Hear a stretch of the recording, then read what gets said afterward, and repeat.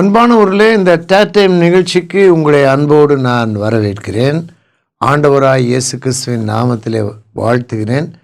இந்த வரிசை ஜெபம் அல்லது ஜெப வாழ்க்கை என்ற தலைப்பில் உள்ள 3வது பாடம்.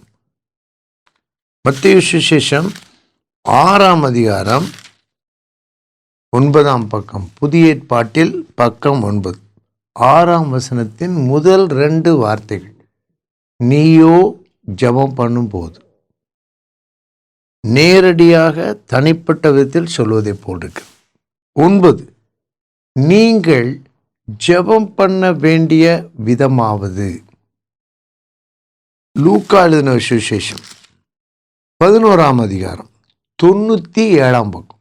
அவர் ஒரு இடத்தில் ஜெபம் பண்ணி முடித்த பின்பு ஒரு சீஷன் சொல்றாரு, ஆண்டவரே, யோவான் தன் சீஷருக்கு ஜெபம் பண்ண போதித்தது போல நீரும் எங்களுக்கு போதிக்க வேண்டும். அதற்கு அவர், நீங்கள் ஜெபம் பண்ணும் போது.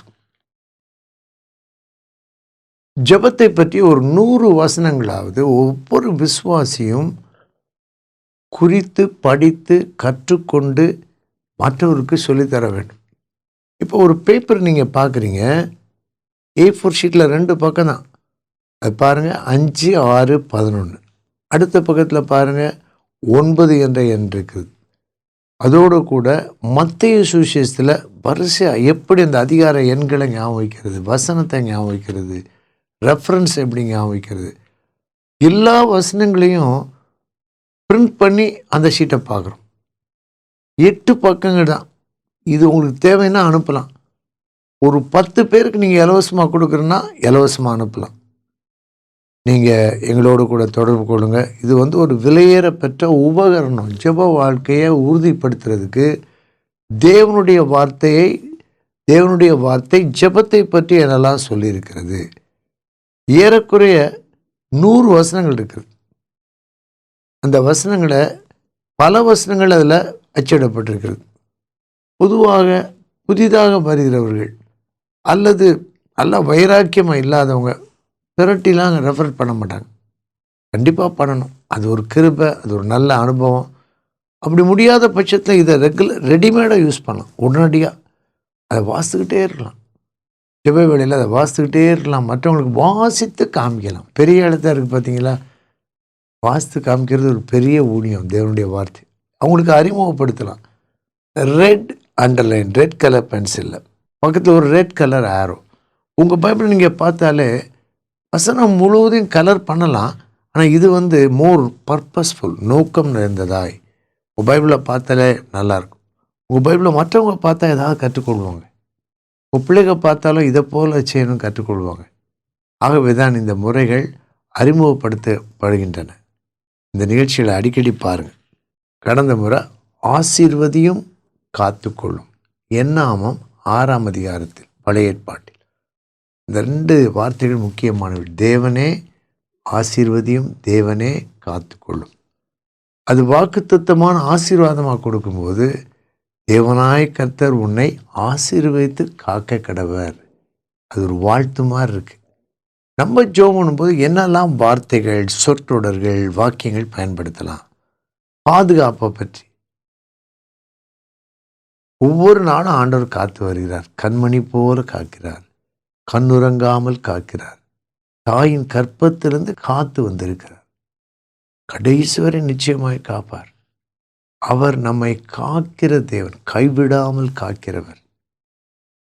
இப்படி தான் இந்த வார்த்தைகளை நாம் மனதுக்குள்ளே சுழற்சி, move around, move over and over. அப்படி தான் நம்ம இந்த வார்த்தைகளை மனசில் உள்வாங்கி கொள்ள வேண்டும். எதுலேருந்தெல்லாம் காத்து கொள்ள வேண்டும்? 3 வாக்கியங்களை நான் சொல்கிறேன். ஜெபந்தான், நான் ஜெபமாக தான் ஏறெடுக்கிறேன். ஆனால் நீங்கள் கற்றுக்கொள்வதற்காக நான் அதை உங்களுக்கு எடுத்து காட்டுகிறேன். டெமோன்னு சொல்லுவாங்க பார்த்தீங்களா. வீட்டில் ஏதாவது மிஷின் வாங்குகிறோம், வாஷிங் மிஷின் இல்லைனா ஏதோ ஒரு மிஷின் வாங்கும்போது அந்த டெக்னீஷியன் அல்லது இன்ஜினியர் அதை எப்படி ஆப்ரேட் பண்ணணுன்னு சொல்லி காமிப்பார், செய்து காண்பிப்பார். நம்மை செய்ய சொல்லி சொல்லுவார். சந்தேகம் இருந்தால் ஃபோன் பண்ணுங்கன்னெலாம் சொல்லுவாங்க. அதுபோல் நம்ம கற்றுக்கொள்ள வேண்டும். ஆவிக்குரிய காரியங்களை, ஜெப வாழ்க்கை, வேதத்தை வாசிப்பது, தியானிப்பது, மற்றவங்க கூட நம்ம இதை கற்றுக் கொடுக்கலாம். இப்போ கவனிங்க, ஜெப வாக்கியங்கள். நேற்றும் இன்றும் என்றும் மாறாத எங்கள் பரம தகப்பனே, தாயின் கற்பத்திலிருந்து காத்து வந்தவரே, உமக்கு நன்றி சொல்கிறோம். கண்மணி போல் காக்கிறவரே துதிக்கிறோம். கைவிடாமல் காத்து வந்தீரே, உமக்கு நன்றி சொல்கிறோம். கண்ணுறங்காமல் காக்கிறவரே, உம்மை ஸ்தோத்திரிக்கிறோம். கடைசி வரை காக்கிறவரே, உம்மை நம்பி இருக்கிறோம். சாத்தானின் தந்திரங்களுக்கும் தாக்குதல்களுக்கும் என்னையும் எங்களையும் எல்லாரையும் விலக்கி காத்துக்கொள்ளும். உலகத்தின் மாயைகளுக்கும் இழுப்புகளுக்கும் எங்களையும் எல்லாரையும் எங்கள் பிள்ளைகளையும் குடும்பங்களையும் கர்த்தர் இன்றைக்கு காத்துக்கொள்ளும். ஒவ்வொரு நாளும் காத்துக்கொள்ளும். சுயம் சுபாவ பலவீனங்களுக்கு எங்களையும் பிள்ளைகளையும் எல்லாரையும் இன்றைக்கு விலக்கி காத்துக்கொள்ளும். சோதனைக்குட்பட பண்ணாதபடிக்கு தீமையிலிருந்து விலக்கி காத்துக்கொள்ளும். புல்லாங்கிலிருந்து விலக்கி காத்துக்கொள்ளும். இயேசு இரட்சகர் நாமத்தில் கேட்கிறோம் பிதாவே, ஆமேன். இந்த ஜெபத்தை கவனிச்சிங்களா? ஒவ்வொரு வார்த்தையும் முக்கியமான வார்த்தை. இதை ஒருவேளை நீங்கள் பயன்படுத்தி கொண்டிருக்கலாம். கர்த்தருக்கு ஸ்தோத்திரம். ஆவியானவர் தான் எல்லாருக்கும் கொடுக்கிறார். ஒருவேளை நீங்கள் அறிந்திருக்காவிட்டால் இது ஒரு அறிமுகம். அறிந்திருந்தால் உங்களுடைய ஜெப வாழ்க்கையில் நீங்கள் பயன்படுத்தும் வார்த்தைகளை இது உறுதிப்படுத்துகிறது. இந்த வார்த்தைகளை வைத்து பல முறை மனதிற்குள் வாசிக்கலாம், சொல்லி பார்க்கலாம். இன்னொரு அந்த டெக்ஸ்ட் மட்டும் பார்க்குறீங்களா? அந்த டெக்ஸ்ட்டை மட்டும் பாருங்களேன். நான் பயன்படுத்தின வாக்கியங்கள் அதை எழுதி கொள்ளலாம். தேவையான உங்களுக்கு உடனடியாக வாட்ஸ்அப்பில் அனுப்பலாம். பாதுகாப்புக்கான ஜெபம். ஒவ்வொரு வாக்கியத்தையும் மெதுவாக யோசித்து பார்க்கலாம். சாத்தானின் தந்திரங்களுக்கும் தாக்குதல்களுக்கும் எங்களை விலக்கி காத்துக்கொள்ளும். எங்களை, குடும்பங்களை, பிள்ளைகளை, எல்லாரையும், சபை விசுவாசிகளை, ஊழியக்காரர்களை, என்னன்னாலும் சொல்லும். ரெண்டாவது, உலகத்தின் மாயைகள் இழுப்புகள். மொபைலுக்கு அடிமைப்பட்டிருக்காங்க, அட்ராக்ட் பண்ண, அதுக்கு எதிராக நம்ம ஜெபம் பண்ணுறோம். பிள்ளைகளுக்காக டீன்ஸ் 16 சொல்லுவாங்க, இளம் வாலிபர்கள், மகன்கள், மகள்கள், உங்களுக்காக இந்த ஜெபத்தை ஏறெடுக்கலாம். ஸ்வாப பாவ பலவீனங்கள், தன்மைகள். எப்போதும் இவங்க லேசாக டென்ஷன் ஆயிடுவாங்க, கோவப்பட்டுருவாங்க, எப்போதும் இவங்க எல்லாத்துக்கும் ஆசைப்படுவாங்க, இச்சை, இதெல்லாம் ஸ்வாப பாவ பலவீனங்கள். ரட்சிக்கப்பட்டாலும் கூட இருக்கலாம். ஆனால் நம்ம ஜெபிக்கும்போது ஆண்டவர் அவைகளுக்குட்படாமல் நம்மை காத்துக்கொள்வார். ஆகவே தான் ஆண்டவராக இயேசு சோதனைக்குட்பட பண்ணாமல் தீமையிலிருந்து எங்களை ரட்சித்து கொள்ளும் என்று ஜெபிக்க கற்றுக் கொடுக்கிறார். 2 கொரிந்தியர் 13 வசனத்தை அப்படியே பார்த்துட்டே வாங்க. ஒரு நல்ல வாக்கியம் இருக்குது. ஒரு பொல்லாங்கும் செய்யாமல் காத்துக்கொள்ளும், நலமானதை செய்யும்படி ஜெபிக்கிறோம். இப்படி தான் வேதத்தில் உள்ள வார்த்தைகளை நம்முடைய ஜெப வாழ்க்கையில் ஜெப வார்த்தையாக, எண்ணங்கள், விருப்பங்கள், ஏக்கங்களாக மாற்றிக்கொள்ளலாம். நாம் ஜெபித்து பழக வேண்டும். ஜெப வாழ்க்கையில் வளர விரும்ப வேண்டும். ஜெப வாழ்க்கை விரிவாக, ஆழமாக, ஆவிக்குரிய முயற்சிகளை எடுக்க வேண்டும். உங்களுக்கே தெரியும், சிலரை பார்த்தா எப்படி ஜெபம் பண்ணுறாங்க. நீங்கள் ஒரு ரசிகராக மட்டும் இருக்கக்கூடாது, அவங்களோட சேர்ந்து ஜெபம் பண்ணணும். அவங்க செய்கிற ஜெபங்களை நீங்கள் அதை மாதிரி ஜெபித்து பழகணும். ஓரளவுக்கு இமிட்டேஷன் ரொம்ப நல்லது, உதவி செய்யுது. ஒருவேளை நீங்கள் ஜெபிக்கிற தாயாக இருக்கலாம், உங்கள் பிள்ளைகளை கூப்பிட்டு வைத்து ஜெபித்தீங்கன்னா அவங்க கூட இருக்கனால நீங்கள் பண்ணுற மாதிரியே அவங்க ஜெபம் பண்ணுவாங்க. ஜெபிக்கிற அநேக மக்கள் இருக்கிறாங்க. நம்ம அவங்ககிட்ட போய் எனக்காக ஜெபம் பண்ணுங்கன்னு சொல்கிறோம். ஆனால் ஜெபிக்கிறவங்களோட சேர்ந்து நம்ம ஜெபிக்கலாம். உள்ள இளம் வாலிபராக நீங்கள் இருக்கலாம், வாலிப தங்கையாக இருக்கலாம், வாலிப தம்பிகள் ஜெபிக்கிற தம்பிகளோட சேர்ந்து ஜெபம் பண்ணும்போது உங்களுடைய ஜெப வாழ்க்கை பலமடையும்.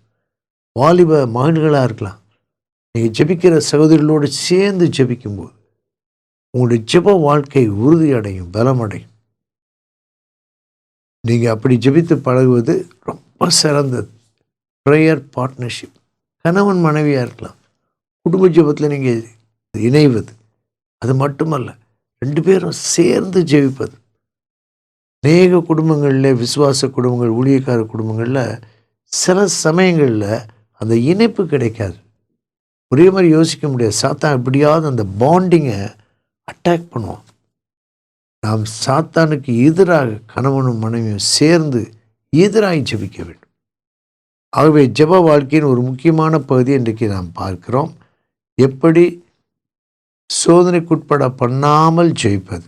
அந்த வாக்கியங்கள் 3 வாக்கியங்கள். சாத்தானின் தந்திரங்கள், சூழ்ச்சிகள், தாக்குதலுக்கு எங்களை விலக்கி காத்துக்கொள்ளும். ஸ்பாவ பாவ பலவீனங்களுக்கு, தன்மைகளுக்கு எங்களை விலக்கி காத்துக்கொள்ளும். உலகத்தின் மாயைகள், இழுப்புகள், இன்டர்நெட், யூடியூப், கேம்ஸ் விலக்கி காத்துக்கொள்ளும். இந்த ஜெபத்தை கேட்ட ஆண்டவர் உங்களுடைய பிள்ளைகளுடைய வாழ்க்கையில், உங்கள் குடும்பத்தில் உள்ள ஒரு வாழ்க்கையில், மற்ற விசுவாசிகளுடைய வாழ்க்கையில் நிச்சயமாய் பதில் தருவார். இதற்கு உதவியான இந்த நிகழ்ச்சிகளை அடிக்கடி பாருங்கள். ஜெபத்தை பற்றிய 17 வீடியோஸ் இருக்குது, யூடியூப்பில் இருக்குது. நீங்கள் தயவு செய்து பாருங்கள். அடிக்கடி நம்ம ஜெபத்தை பற்றிய வல்லமையான தூண்டுதலான பிரசங்கங்களை கேட்டிருப்போம். இது போதனையும் பயிற்சியும், இதுவும் உதவி செய்யும் நிச்சயமாக. ஜெபத்தை நிறைய பேர் ரொம்ப வேகமாக ஜெபம் பண்ணுவாங்க. அது கர்த்தருடைய கிருபை. அப்படியும் ஜெபம் பண்ணணும். மெதுவாக நேரம் எடுத்து தியான ஜெபம்னு இருக்கு, அல்லது ஜெப தியானம் இருக்கு. வார்த்தை உங்களுக்கு பிடிக்குது? அருமையான வார்த்தை. தியான ஜெபம், ஜெப தியானம். இதை பற்றி நீங்கள் அதிகமாக அறிந்து கொள்ள வேண்டும் என்று உங்களுக்காக நாங்கள் செபிக்கிறோம். அன்பின் தகப்பனே, நன்றியோடு உம்மை ஸ்தோத்திரிக்கிறோம். உமது கிருபைக்காக நன்றி சொல்கிறோம். செபிக்க எங்களுக்கு கற்றுக் கொடுக்கிற ஆவியானவரே, எங்களுக்கும் எனக்கும் உதவிச்சு ஜெப வாழ்க்கையிலே வளர தேர்ச்சி அடைய கிருபைத்தார். இயேசு இரட்சகர் மூலம் கேட்கிறோம் பிதாவே, ஆமென்.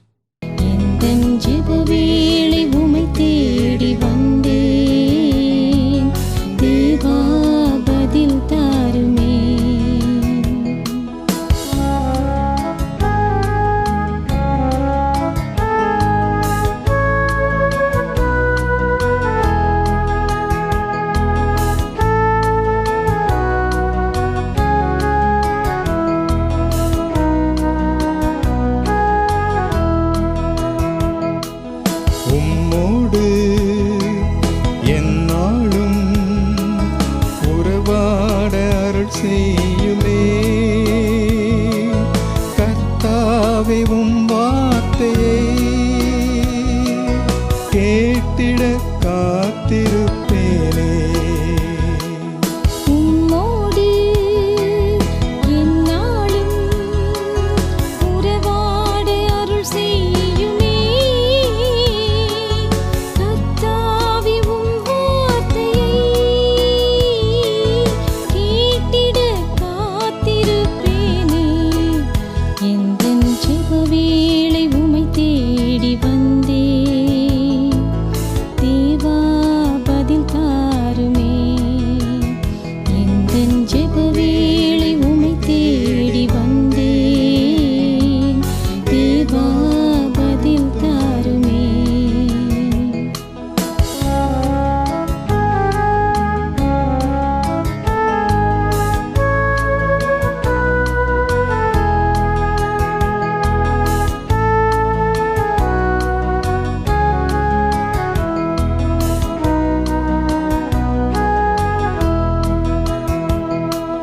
நாளெல்லாம் பாதத்தில் கர்த்தாவை காத்திருப்பேன்.